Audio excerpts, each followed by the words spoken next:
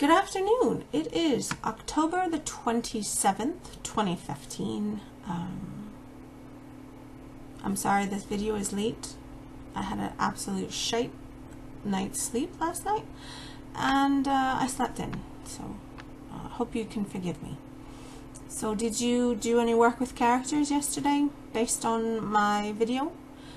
If you did and you'd like to drop them into a story, I have some ideas on how to get a kernel of an idea for a story and extract it into a full-blown plot. So, my favorite way of coming up with story ideas is to play the what if game. What if that TV talking head is a were-jaguar? And what if she accidentally gives away the existence of other were animals and vampires and witches? And what if someone's really angry with her for doing that? And what if that certain someone is the queen of the unseelie fairies? So I've basically just given away the entire plot to my book, Taming Shadows, the first book in the Revelations trilogy. So if you want to buy it, I'll put a link in the description. The what if game is a really great way to come up with ideas. Sometimes it doesn't work though, so if that is the case, what you can do is read a lot of books that are in your genre. You can also watch TV, watch movies, listen to a lot of music, read lyrics. Somewhere in there, something will trigger the kernel of an idea for a story. So once you have your basic premise, you need to start thinking about how many of those characters you developed yesterday are going to be actual point of view characters. Most books generally only have one, some have more. If you decide to go with more than one point of view character, be very careful how you handle it.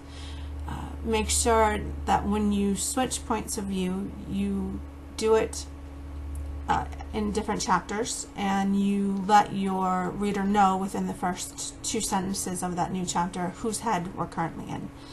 Otherwise, your readers will get very confused and stop reading, and that's not what we want.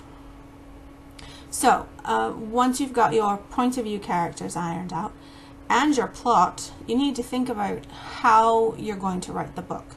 Will it be first person? Will it be third person omniscient? Or third person limited? Most books are either first person or third person limited. Some, I guess, could work with third person omniscient, but again, all that head hopping might be kind of confusing for the average modern reader. So stick with third person limited. Alright, so now that you've got those things ironed out, you want to start thinking about how to take that idea and those characters and get a full novel out of them. The first thing you want to do is figure out your inciting incident. And you want to start your story as close to that inciting incident as humanly possible. So you need to figure out your first instant of conflict for your protagonist, which is also known as the inciting incident. The first half of your book should show how your protagonist and your antagonist are both capable of achieving their goals, their story goals.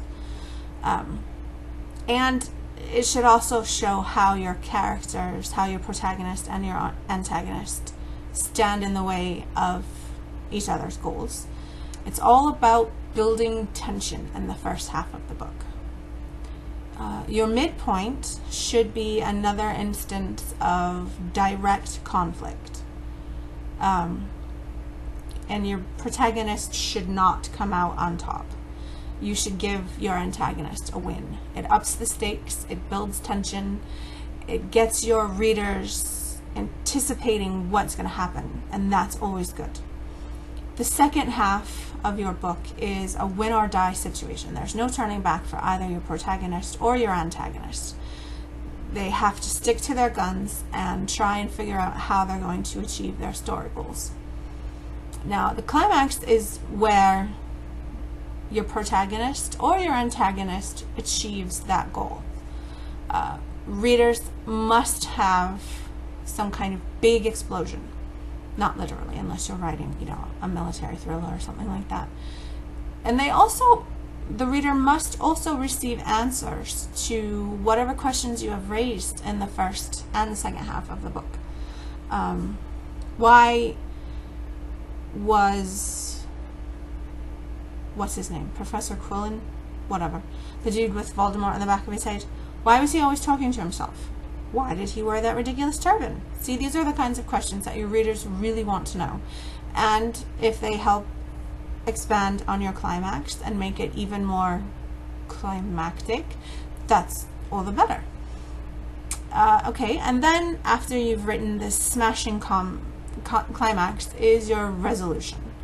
It will tie together all the threads of your different plots and your subplots and answer any final questions, or not, because sometimes you can carry those questions over to sequels, which is how you write sequels. You don't answer all the questions that you've raised.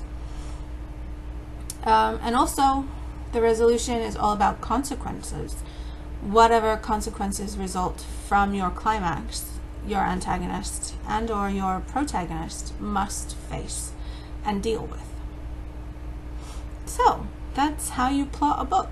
You can either write it out, you can either write out a formal outline and do it chapter by chapter or scene by scene, or you can just kind of keep all of these questions in the back of your mind and pants it. Whichever way you do it, I wish you luck. Tomorrow's video will be about scenes and settings and world building. And I think this will actually be a two-part video where we cover micro world building and macro world building on Thursday. So please do come back, and thanks for watching.